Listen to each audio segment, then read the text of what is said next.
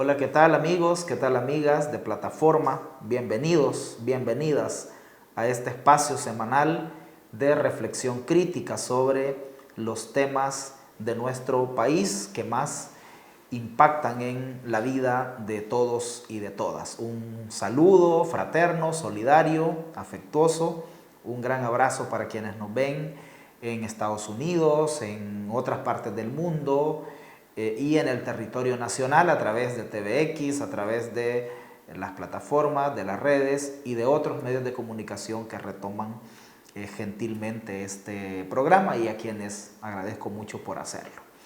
Esta semana hemos tenido varios temas en la coyuntura nacional como en la coyuntura latinoamericana, así que vamos a hacer una combinación de temas. Quiero en primer lugar hablar de el cumplimiento del primer aniversario de las caravanas de migrantes. Hace un año que partieron caravanas de migrantes hondureños, guatemaltecos, salvadoreños y salvadoreñas hacia los Estados Unidos.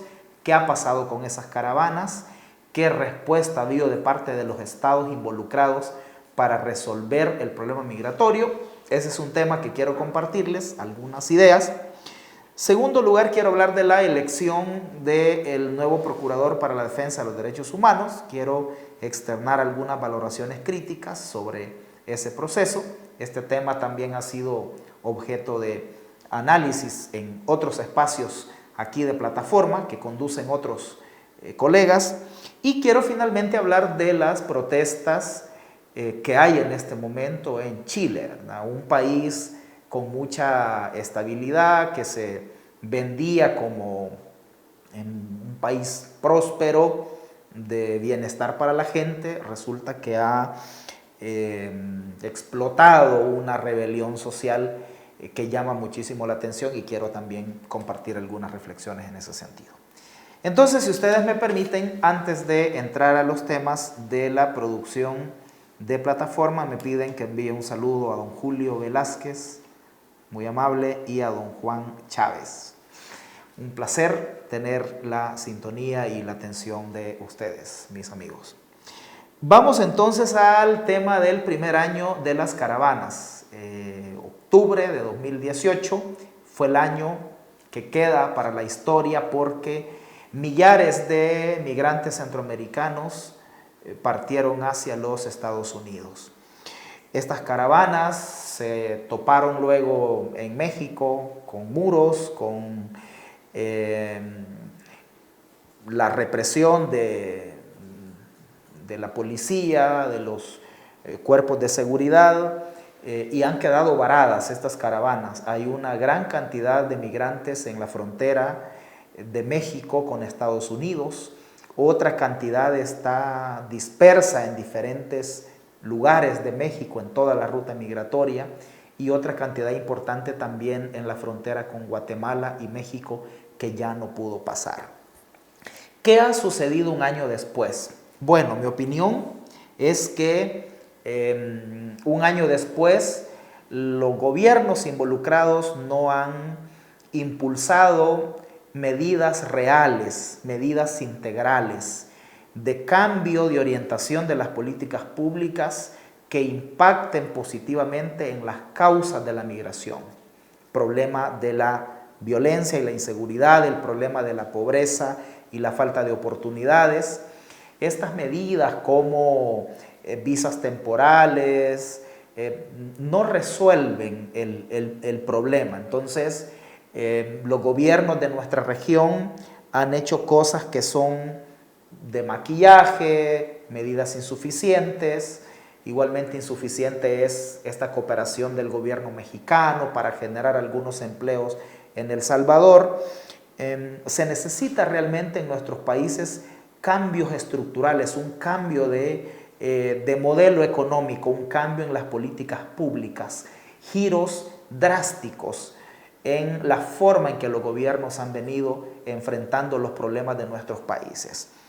En segundo, creo que es de señalar que los Estados Unidos en este año de las caravanas ha arreciado su visión antiinmigrante en lugar de tener una visión más consecuente con la realidad y de plantearse una reforma integral. El gobierno del presidente Donald Trump sigue empecinado en construir muros y en obligar a los gobiernos de nuestra región para que se conviertan en contención para el flujo de migrantes. Y aquí viene un tercer aspecto a señalar, que son los convenios migratorios que los gobiernos de nuestros países han firmado con los Estados Unidos. Primero fue Guatemala, un convenio donde se convierte en tercer país seguro. Luego fue El Salvador.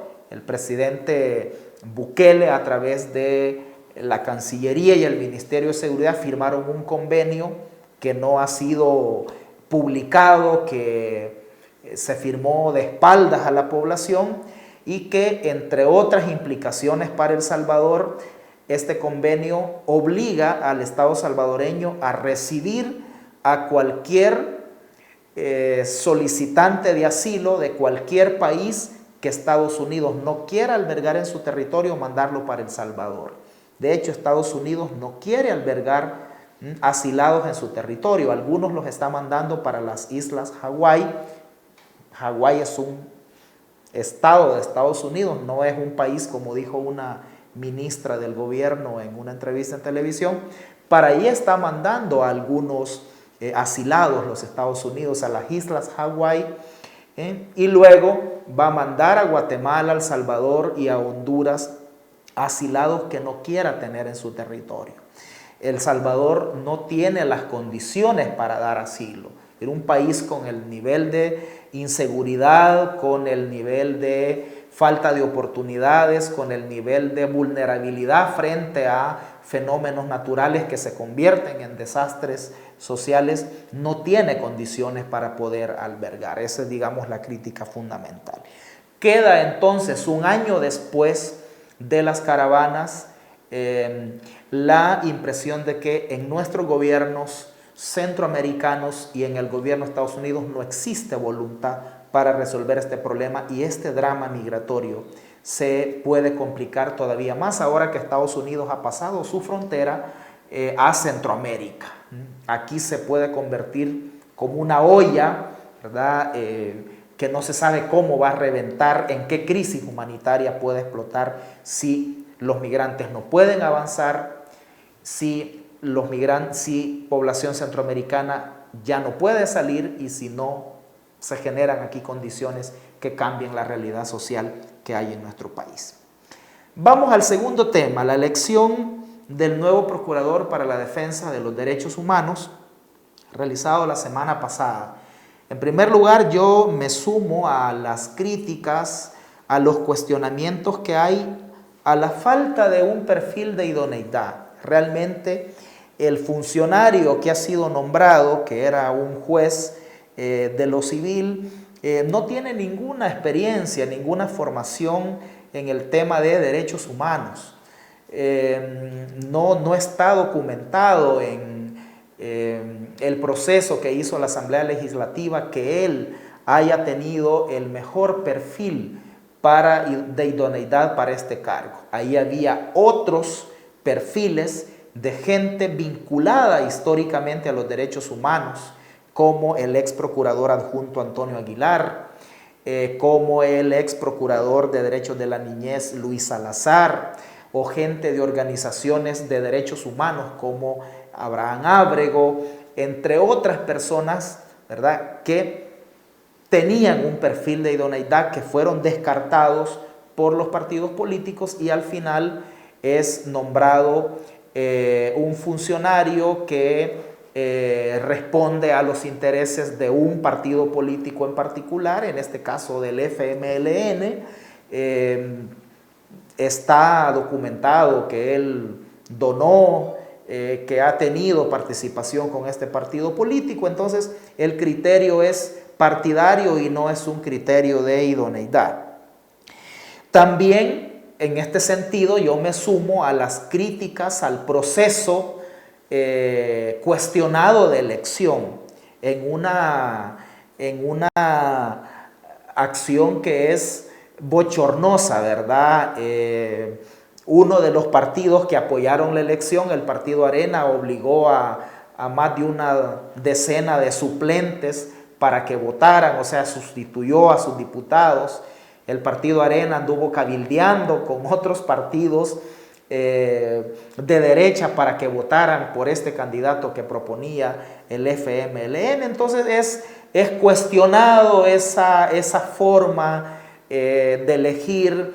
Yo lamento que el FMLN no tenga la visión de, por ejemplo, reunirse con las organizaciones de derechos humanos y decirles, propónganos ustedes un perfil para procurador de derechos humanos. Sería un gesto interesante, ¿verdad?, del partido de izquierda, después de haberse desconectado totalmente de las organizaciones, de los sectores populares, hacer este tipo de cosas. Pero no, quiere poner a alguien partidario y entonces acuerda con Arena y esa elección penosa que se ha dado, ¿verdad? Yo estoy de acuerdo con que la gente recurra a la Sala de lo Constitucional. A propósito, hace un momento la Sala ha admitido la demanda de inconstitucionalidad contra la elección de los magistrados del Tribunal Supremo Electoral. Entonces creo yo que con este precedente es válido ir a presentar demandas de inconstitucionalidad contra la elección del procurador para la defensa de los derechos humanos. Y lo que es más grave aún es esta sospecha de que la elección de este procurador afín al FMLN haya sido a cambio de que se apruebe una ley de reconciliación que no es la ley que proponen las organizaciones de derechos humanos y que ha ordenado la Sala de lo Constitucional anterior, sino que sea una ley de impunidad.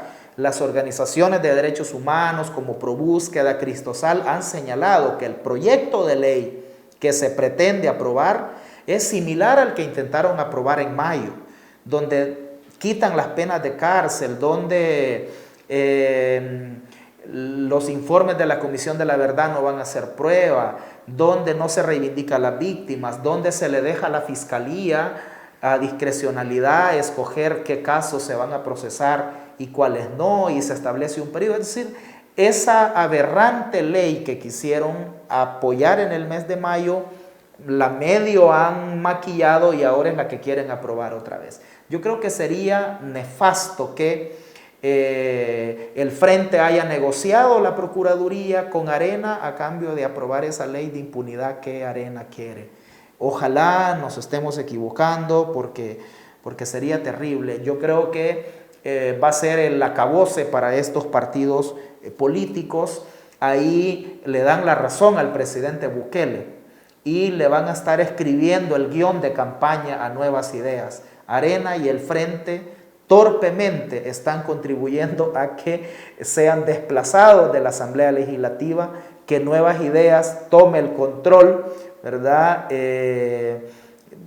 Y que teniendo el control de la Asamblea elijan magistrados de Corte Suprema, elijan fiscal, y eso sería terrible. Lo digo como demócrata, sería terrible que un mismo partido político controle el Ejecutivo, controle la Asamblea Legislativa, controle el Poder Judicial, controle la Fiscalía. Bueno, Arena y el Frente están trazando el camino para que eso suceda en el 2021. Bueno, vamos al último tema, las protestas en Chile. Realmente da la impresión que América Latina se está levantando contra el neoliberalismo. Tuvimos en Ecuador el levantamiento popular indígena, de los movimientos sociales contra el paquetazo del Fondo Monetario Internacional que intentaba poner el presidente Lenín Moreno en ese país. Luego ahora tenemos las protestas en Chile. La protesta revienta con un incremento al pasaje en el metro, pero no es solo por eso. ¿Por qué se protesta? Se protesta contra un modelo neoliberal que durante estos últimos 30 años ha generado una enorme desigualdad social en Chile y ha incrementado el costo de la vida en Chile. Los protestantes lo aclaran, no es el pasaje del metro, es los 30 años de neoliberalismo, donde se ha tenido en Chile un sistema de pensiones privatizado, privatizada la educación, la salud, el agua, ese modelo neoliberal impuesto por la dictadura de Pinochet. Pinochet impuso el neoliberalismo, fue un experimento directamente de Estados Unidos en Chile. En 1990, tras un plebiscito, Chile recupera la democracia formal, pero no se revirtió el modelo neoliberal. En los últimos 30 años, los gobiernos de la concertación de izquierda y la derecha que se han venido alternando, han venido perpetuando ese modelo económico. Entonces, la protesta es contra el modelo neoliberal y en este sentido yo quiero plantear que en El Salvador tenemos iguales razones que en Chile para protestar. En nuestro país tenemos un modelo neoliberal de los últimos 30 años. El modelo neoliberal fue impuesto por Arena, el primer gobierno de Cristiani en 1989, y durante los 20 años de Arena se perpetuó este modelo neoliberal que plantea que el Estado debe reducirse al máximo, que es el mercado el que debe resolver los problemas y no las políticas públicas. Entonces lo que hace es entregarse los servicios públicos, las empresas públicas al mercado, todas las privatizaciones, toda la dolarización, tratados de libre comercio, la liberalización de la economía, la reducción del Estado y de la inversión social. Esta visión neoliberal de alguna manera también continúa en los gobiernos del FMLN. Ciertamente los gobiernos del FMLN implementaron algunas políticas sociales que estaban orientadas a mitigar los impactos del neoliberalismo, pero no hubo un cambio en la lógica neoliberal. Al contrario, en los gobiernos del frente se hicieron cosas que profundizaron el modelo neoliberal, como los asocios público-privados, por ejemplo, la focalización de algunos subsidios. Y en el actual gobierno del presidente Bukele no hay ninguna señal de que se vaya a ir por un camino distinto. De hecho, la propuesta de presupuesto que se ha presentado, que yo les debo un programa para hablar específicamente de ese tema, no representa un cambio en la lógica neoliberal. La nueva propuesta de presupuesto en términos muy generales es casi más de lo mismo, ¿verdad? Con algunos cambios, con algunos incrementos importantes, pero se reducen algunos programas sociales, se le incrementa a el Ministerio de la Defensa, el gasto militar, lleva más de 700 millones de deuda. Es decir, el presidente Bukele no ha innovado, no ha hecho algo distinto en esta propuesta de presupuesto, ¿verdad? Entonces, creo yo que en nuestro país el modelo neoliberal va a continuar con el presidente Bukele y por tanto nosotros tenemos razones como en Chile para protestar. Tenemos un sistema de pensiones privatizado que no le garantiza una pensión digna a las personas. Los jóvenes deberían de pensar en eso. Nadie tiene garantizada una pensión digna con este modelo privatizado. Esa es una razón para levantarnos, para hacer una insurrección popular en el país como en Chile. Tenemos en este país un salario mínimo que no resuelve los problemas de la gente. El costo de la vida, la canasta básica está por encima del monto del salario mínimo. Esa es otra razón entonces para protestar. Tenemos un sistema tributario regresivo donde pagan más los que menos tienen. Mientras los consumidores y consumidoras al pagar el IVA y otros impuestos indirectos contribuimos con la mayor parte de los ingresos del fisco y la población trabajadora con la renta salarial asume la otra parte, mientras que las grandes empresas no tienen impuestos al patrimonio, no tienen impuestos predial, no hay impuesto a la gran ganancia empresarial, a los bienes y servicios de lujo. Además, hay facilidades en la legislación para que evadan impuestos, más de 1.800 millones de dólares al año según Oxfam. De estos 750 millones son no pago de IVA, que los empresarios le quitan el IVA a los consumidores si no lo pagan. Y luego hay 20 leyes que le dan incentivos fiscales a las grandes empresas, leyes que ya las hemos señalado antes, de turismo, de zona franca, de servicios internacionales, de inversión. Entonces tenemos un modelo neoliberal contra el que deberíamos de protestar. Ojalá esta ola de protestas en América Latina lleguen a El Salvador y que tarde o temprano en este país también nos levantemos contra este modelo neoliberal que es el causante de todas las desigualdades que están a la base de los problemas que tiene nuestro país. Gracias amigos y amigas, les dejo estas reflexiones para tratar de aportar a una visión crítica de nuestra realidad y nos escuchamos la próxima semana.